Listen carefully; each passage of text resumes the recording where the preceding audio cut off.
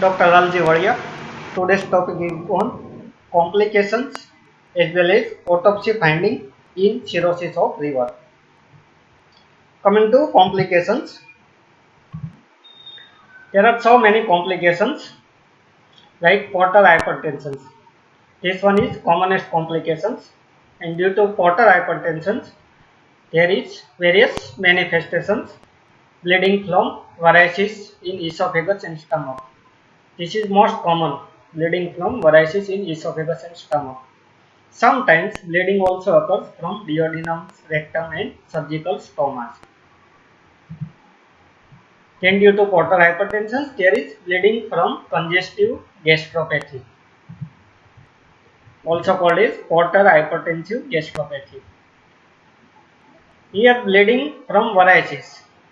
So here there is dilated and tortuous veins, while in congestive gastropathy, here there is dilated or distended and congested capillaries. Then due to portal hypertension, massive splenomegaly with hypersplenism. That means increased volume of spleen, and due to increased volume of spleen, there is more amount of destructions of various blood cells. That is called hypersplenism. So whenever there is massive splenomegaly, it is always associated with hypersplenism. Increased splenic activity for destructions of blood cells. Then other complication is ascites. Ascites itself occurs either due to portal hypertension. So ascites is a complications of portal hypertension. Other mechanisms for ascites is it may be due to reduction in blood oncotic pressures, because in cirrhosis there is less amount of protein produced in liver. That's why there is hypoproteinemia, and due to hypoproteinemia there is reductions in oncotic pressures, which leads to accumulations of fluid in peritoneal cavity. So two main mechanisms for ascites, either due to increased hydrostatic pressure due to portal hypertension or due to reductions in oncotic pressures. And whenever there is ascites, there is increased chances of spontaneous bacterial peritonitis. Then hepatic hydrothorax also occurs due to massive ascites. Massive ascites also produce abdominal hernia. Then portal vein thrombosis. This occurs due to coagulopathy. Liver synthesize various coagulation factors, that is vitamin K dependent coagulation factors. Along with liver also synthesize anticoagulant factors like protein C, protein S, antithrombin 3, and due to deficiency of these antithrombin factors, there is increased thrombosis leading to portal vein thrombosis. Then hepatorenal syndromes due to hypoperfusion of kidney. In case of cirrhosis, there is hepatorenal syndromes, hepatic encephalopathy due to portosystemic shunt, ammonia, diarrhea, crosses blood-brain barriers leading to hepatic encephalopathy. Then various synthetic dysfunctions like less amount of protein synthesized, less amount of various coagulation factors are synthesized. Then hepatopulmonary syndromes due to vasodilatations within pulmonary circulations, there is hepatopulmonary syndromes in which there is hypoxia occurs. Portopulmonary hypertension, various substance, angioactive substance secreted in case of cirrhosis leading to portopulmonary hypertension. Hyperdynamic circulations. In hyperdynamic circulations, there is increased cardiac output, increased heart rates, but there is reductions in blood pressures due to reductions in vascular resistance or due to peripheral vasodilatations. So in cirrhosis there is vasodilatations. In systemic circulations, whenever there is vasodilatations, it produces hyperdynamic circulations. In pulmonary circulations, vasodilatations produce hepatopulmonary syndromes. Then malignancy due to cirrhosis, hepatocellular carcinoma.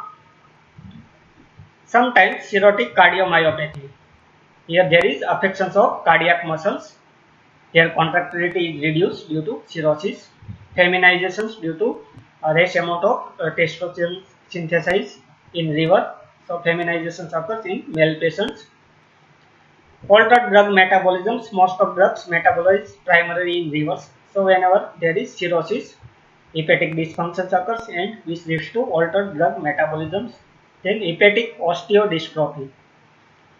In case of cirrhosis, there is vitamin D deficiency. There are various mechanisms for vitamin D deficiency, like in river, whenever there is cirrhosis, this vitamin D doesn't get activated in hepatic tissue. So for activations of vitamin D, normal liver functions as well as normal kidney functions is required, because liver and kidney both are site for activations of vitamin D. So less amount of vitamin D get activated due to vitamin D deficiency. Vitamin D is fat soluble vitamins, and in hepatic insufficiency, less amount of fat absorbed from GI tract. That's why malabsorption of vitamin D can occur. Coming to common complications like portal hypertension. Exact definitions of portal hypertension. Portal hypertension is defined by either an absolute increase in portal venous pressures, usually above 8 mm of mercury, or an increase in the pressure gradient between portal veins and hepatic veins of 5 mm of mercury or more. So this one is scientific definitions of portal hypertension. Most common and earliest complications of cirrhosis. Cirrhosis is the commonest cause of portal hypertension.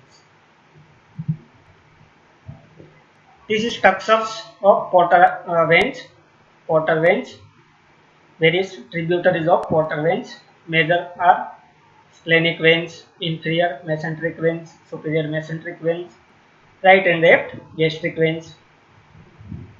Then this one that supplies duodenum and pancreas. So these are various tributaries of portal veins. So whenever there is portal hypertension, there is accumulations of blood in all these organs, leading to various signs and symptoms.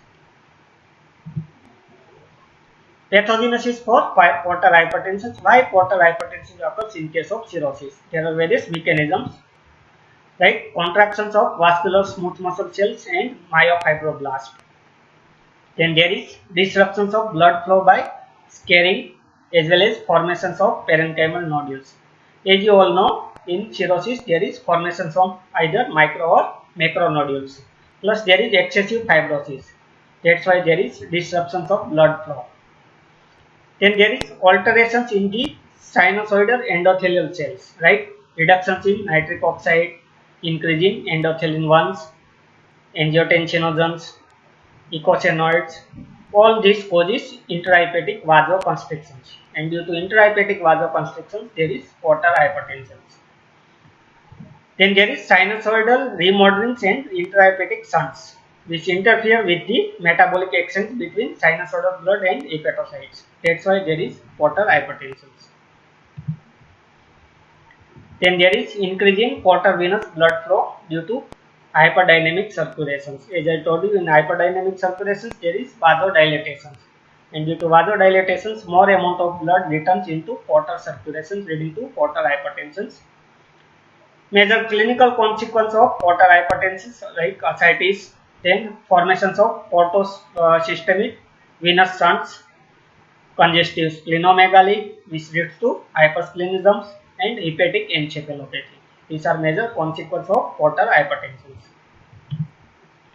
Clinical features of portal hypertension: gastrointestinal varices and hemorrhoids, which approximately 5 to 15% of cirrhotic per year develop varices, and due to these varices and hemorrhoids, there is either presence of blood in stools, that is called melena, or hematemesis, vomiting of blood. Then due to portal hypertension, this causes ascites, and due to ascites there is abdominal distensions. Splenomegaly, which produce hypersplenism, leads to thrombocytopenia or pancytopenia, reductions in all forms elements of blood, that is pancytopenia. Then there is collateral development leading to dilated abdominal wall veins, caput medusa. Portal hypertensive intestinal vasculopathies, which produce mucosal edema, congestions, vascular icteria in stomach, intestine and colon. Management of variceal hemorrhage: endoscopic therapy like sclerotherapy, variceal band ligations, and various pharmacological drugs, balloon tamponades, which causes balloon itself causes pressures on these dilated veins. Then TIPS, transjugular intrahepatic portosystemic shunts. Transjugular intrahepatic portosystemic shunts. Then there is DASRS, distal splenorenal shunts. So one surgical procedure in which they are produced shunts between splenic veins and left renal veins. That is called distal splenorenal shunts. Surgical procedure that removes bleeding varices. These are various management for varicose hemorrhage. Coming to second commonest complications, ascites. Ascites is defined as accumulation of free fluid in peritoneal cavity. Cirrhotic portal hypertension is the most common cause of ascites, which accounts for approximately 75% patients with ascites. So majority of patients with ascites is due to cirrhosis. About 60% of patients with cirrhosis develop ascites during 10 years of observations. Various mechanisms for development of ascites: increased hydrostatic pressures, which causes leakage of serous fluid, reductions in plasma oncotic pressure due to hypoalbuminuria. Then there is vasodilatations and hyperdynamic circulations, plus sodium and water retentions, all produce accumulations of fluid in peritoneal cavity. Clinical features: increased abdominal girth, lowering edema, pedal edema, impaired physical activity, and if severe ascites, there is respiratory dysfunctions leading to dyspnea, abdominal hernia, mainly umbilical hernia. Management of ascites: diuretic therapy, paracentesis, that means tapping of ascitic fluids, and salt restrictions. If there is wrong standing ascites or massive ascites, there is chances of spontaneous bacterial peritonitis. Here there is infections of ascitic fluid, almost always seen in the setting of end-stage liver disease. It accounts for 8% of ascitic patients. The diagnosis of spontaneous bacterial peritonitis is established by a positive ascitic fluid bacterial culture. Plus there is elevated ascitic fluid absolute polymorph nuclear leukocyte count, more than 250 cells per cubic millimeter. So here in ascitic fluids there is increase in neutrophil counts, more than 250 cells per cubic millimeters, plus positive bacterial culture. Clinical manifestations of spontaneous bacterial peritonitis: fever, diarrhea, abdominal pain, abdominal tenderness, and altered mental status. Management: ascitic tape, peritoneal lavage, antibiotic therapy, and liver transplantations. Coming to hepatic hydrothorax. Whenever there is massive ascites, there is chances of right side hepatic hydrothorax. Definitions: pleural effusions greater than 500 milliliter in patients with cirrhosis in absence of primary cardiac, pulmonary, or pleural disease. So here pleural effusions greater than 500 milliliters in the setting of cirrhosis without primary causes for pleural effusions. Usually right side of lungs is involved. Uncommon complications: passage of ascitic fluid from the peritoneal space to the pleural cavity via diaphragmatic defect, and this diaphragmatic defect present on the right dome of diaphragms. That's why right side ascitic pleural effusions occurs. Negative intrathoracic pressure during inspirations pulls the fluid from the intra-abdominal cavity into pleural cavity. This is mechanisms for pleural effusions in case of massive ascites. Clinical features: shortness of breath, cough, hypoxemia, and chest discomfort. Coming to portal vein thrombosis, partial or complete occlusions of portal veins due to thrombosis. It is a frequent and serious complications. Mechanisms for portal vein thrombosis development: as I told you, here there is three mechanisms, either due to reductions in portal flow velocity, then acquired hypercoagulable state, and endothelial dysfunctions. In thrombosis, there is Virchow's triad, which consists of three elements. One is altered flow of blood. or reductions in blood flow. Then there is hypercoagulable status and endothelial injury. So here similar varicose triad occurs which leads to portal vein thrombosis. Clinical features of portal vein thrombosis: esophageal and gastric voracious bleeding, intestinal infections. If there is complete portal vein thrombosis, there is more chances of intestinal infections. Management: anticoagulant therapy and TIPS. Hepatorenal syndromes: reversible functional renal impairment in the absence of other causes of renal failures, tubular dysfunctions, proteinuria, or morphological alterations in histological study. So here primary cause is hepatic dysfunctions which produce various renal syndromes, that is called hepatorenal syndromes. It is a common complications with advanced cirrhosis. Mechanisms for hepatorenal syndromes: splenic vasodilatations. As I told you, in cirrhosis there is vasodilatation, systemic as well as pulmonary vasodilatations. So here splenic vasodilatations occurs which leads to fall in systemic vascular resistance, and due to fall in blood pressures, our body compensates fall in blood pressure by vasoconstrictions of renal circulations. And due to vasoconstrictions of renal circulations, there is reduced renal perfusions. Reduced renal perfusions produce various signs and symptoms, that is called hepatorenal syndromes. Clinical features: severe oliguria, increased sodium, water and sodium retentions, volume overload, hyperkalemia, spontaneous dilutional hyponatremia. Coming to hepatic encephalopathy, neurological and psychiatric dysfunctions in a patient with cirrhotic liver disease.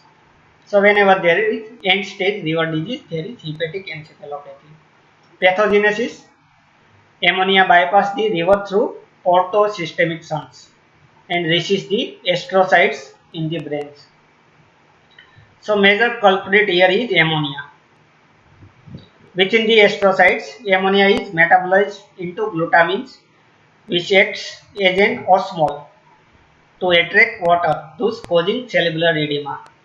Due to accumulations of ammonia, ammonia get converted into glutamine. Glutamine acts as a osmol which attracts water, leading to cerebral edema. And due to cerebral edema, various signs and symptoms occurs, either neurological or psychiatric manifestations occurs. Then there is direct ammonia toxicity triggers nitrosative and oxidative traces, which leads to astrocyte mitochondrial dysfunctions. Clinical features of hepatic encephalopathy: fetal hepatitis, particular breath, then hepatic flap known as hysterexis, hyperactive deep tendon reflex, bradykinesia, focal neurological symptoms depending on the involvement of brain tissue. Grading of hepatic encephalopathy: grade 1 altered mood and behavior, grade 2 reduced consciousness, grade 3 stupor, and grade 4 coma.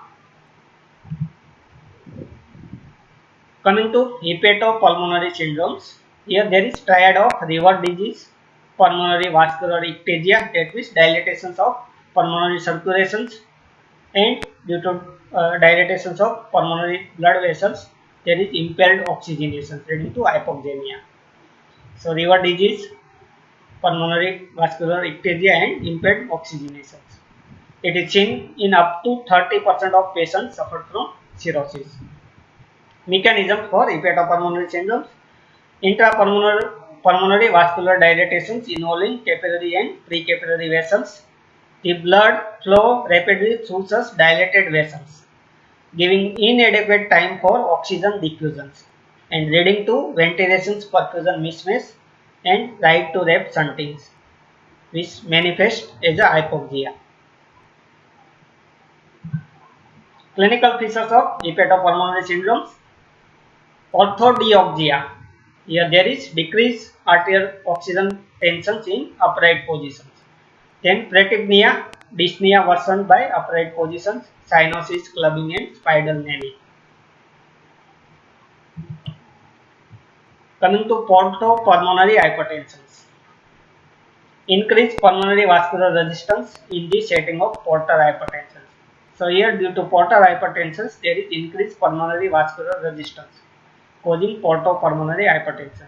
Mechanisms for portopulmonary hypertension: whereas humoral vasoactive substance normally metabolized by the liver is able to reach the pulmonary circulation via portosystemic shunt.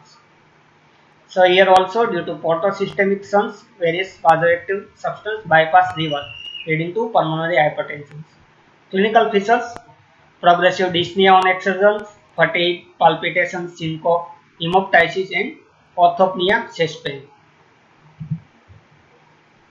Hepatocellular carcinoma, malignant complications of cirrhosis. Cancer is a leading cause of death for patients with cirrhosis. Risk factor for cancer development: hepatitis B and C virus and alcoholism, plus hemochromatosis. So whenever cirrhosis occurs due to hepatitis B and C or chronic alcoholism or due to hemochromatosis, there is increased chances of hepatocellular carcinoma. Clinical features for hepatocellular carcinoma: abdominal distensions, abdominal discomfort. Sign and symptoms of malignancy like anorexia, weight loss, elevated serum alpha fetoprotein. Tumor markers for hepatocellular carcinoma: serum alpha fetoproteins. After complications of cirrhosis, coming to autopsy finding in a cirrhosis of liver. Cirrhosis is the 12th most common cause of death worldwide. So, common cause of death, various antemortem findings like age. So, usually middle or older age groups, more than 40 years of age. More common in male than female, male to female ratio 4:1. Usually there is history of alcoholism or hepatitis, because these both are common cause for cirrhosis. Various symptoms: anorexia, nausea, vomiting, flatulence, diarrhea, constipations, hematemesis, bleeding PR, retinol, bleeding from nose and gums due to coagulopathy. Severe jaundice causes pruritus, edema, sunrise, wasting and loss of weight due to less amount of protein synthesized in liver, leading to wasting and loss of weight. Abdominal distensions due to ascites, weakness and lethargy. Various signs: splenomegaly, spider nevi, especially on face, dorsum of hand, caput medusa, dilated veins around umbilicus, loss of axillary and pubic hairs, palmar erythema. This occurs due to excessive estrogens, which causes vasodilatation, leading to palmar erythema. Testicular atrophy and gynecomastia, esophageal varices, hemorrhoids, signs of anemia, muscle wasting and jaundice. So all signs and symptoms of cirrhosis or complications of cirrhosis can be present as a antemortem findings. Various laboratory diagnosis: complete blood count, which can reveal anemia, thrombocytopenia or pancytopenia due to hypersplenism. Coagulation study: usually there is increased prothrombin types due to vitamin K dependent coagulation factor deficiency. Liver function test: there is elevations of various enzymes: aspartate transaminase, alanine transaminase, alkaline phosphatase, gamma glutamyl transaminase. Serum proteins: there is reductions in albumins, that's why albumin globulin ratio reverses. Serum bilirubins: due to jaundice, conjugated hyperbilirubinemia occurs. Urine urobilinogens increase, same mechanisms, conjugated hyperbilirubinemia, that's why there is increased urine urobilinogens. Ascitic fluids, usually tansudates. Liver biopsy, diagnostic test that shows typical morphology of cirrhosis. Coming to postmortem examinations, external examinations: body usually poorly nourished, wasted and emaciated, skin pale or yellowish, pale due to anemia, yellowish due to jaundice. There may be presence of pruritic spots. Abdominal distensions, caput medusa, umbilicus transversely raised due to severe ascites, and pedal edema which feeds on pressures. Examination in situ: within abdominal cavity, due to ascites, clear fluids in peritoneal cavity, spleen is moderately enlarged, and portal vessels are engorged due to portal hypertension. In thoracic cavity, in terminal stage, there is thickening of pleura due to pneumonia or tuberculosis. Here in cirrhosis, there is reductions in immunity. That's why there is more chances of pneumonia or reactivations of tuberculosis. Then there is right side pleural effusions. Within river internal examinations, in early stage, river may get enlarged, smooth and soft.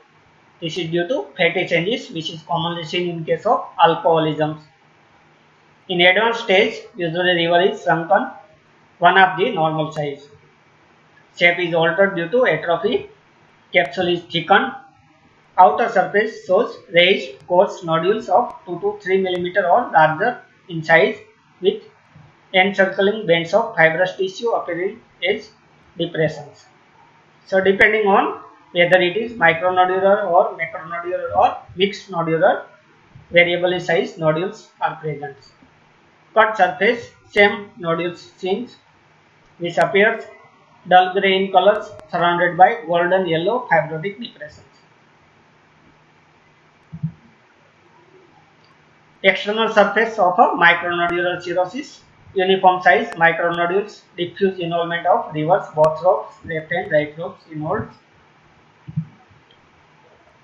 Outer surface of macronodular cirrhosis, nodules greater than 3 mm in size and variably sized. So irregular macronodules are present. Cut surface of macronodular cirrhosis, variably sized, irregular macronodules.